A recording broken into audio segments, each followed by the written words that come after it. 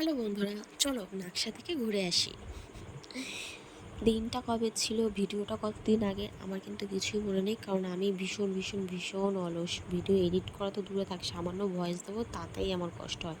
তো আমি নাকশা মন্দির যাওয়ার আগে ভিডিওটা শুরু করেছি। দেখো নাকশা মন্দির দেখা যাচ্ছে, আর আজকের ওয়েদারটা দেখো, খুব খুব খুব খুব খুব সুন্দর লাগছে। আর আমাদের কিন্তু গাড়িতে হাওয়া ছিল না, হাওয়া ভরার কথা ছিল, কিন্তু এই দুজনের জন্য হাওয়া ভরতে পারিনি। দেখো নাকশা মন্দির দেখা যাচ্ছে। তো কে কে নাকশা মন্দিরে গেছো আমাকে কমেন্ট করে বলো। এই দেখো নাকশা মন্দির ঢোকার রাস্তাটা, চারিদিকে জবা ফুল আর জবা ফুল, মানে জবা ফুলগুলো এত সুন্দর করে ফুটে আছে, দেখতে খুব খুব খুব সুন্দর লাগছে। তো আমার গাড়িটা এখানে রেখে দিয়েছি, রাখার পরে দেখো তোমাদেরকে একটু দেখিয়ে দিই, কত সুন্দর রাস্তা তাই না। আর এই দেখো গরুগুলো কিন্তু এখন খাচ্ছে, মন দিয়ে খাচ্ছে, কোনো দিকে তাকাচ্ছে না। যদি আমাদেরকে দেখতো তাহলে দেখো আমাদেরকে দাওয়া করতো তাই না। তো আমরা মন্দিরে চলে এসেছি। মন্দিরে আসার পরে ভাইকে বললাম ক্যামেরাটা একটু ধর, আমরা একটু ঘুরবো ঠাকুরের এখানে। আর জানো তো বন্ধুরা, আমি কিন্তু বেশি ঠাকুর ভক্ত না।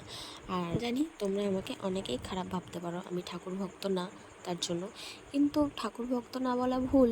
ঠাকুর ভক্ত কি মানে যেটুকুনি ঠাকুরকে ডাকি, ওই লোক দেখানো, লোকের সামনে ঠাকুরকে নমস্কার করা, ওইগুলো আমি করি না। আমি যেটুকুনি করি মন থেকে করি। আর যখন যেটা করি তখন সেটা মন থেকেই ঠাকুরকে আমি ডাকি। তো চলো এবার আমরা নাকশা মন্দিরের ভিতরে তো ঢোকা যাবে না, মানে ভিতরে ঢোকা যাবে, ফোন নিয়ে ঢোকা যাবে না। তো জানো তো একটা ঘটনা ঘটে গেছিলো আমাদের সাথে সেদিন। ঠাকুর মশাই নিজে আমাদেরকে ডাক দিচ্ছিল, মানে ভিতরে মাকে দেখার জন্য। আর সত্যি কথা বলতে মাকে দেখার পরে না, মানে মনে হচ্ছে পুরো সত্যি সত্যি মা বসে আছে ওখানে।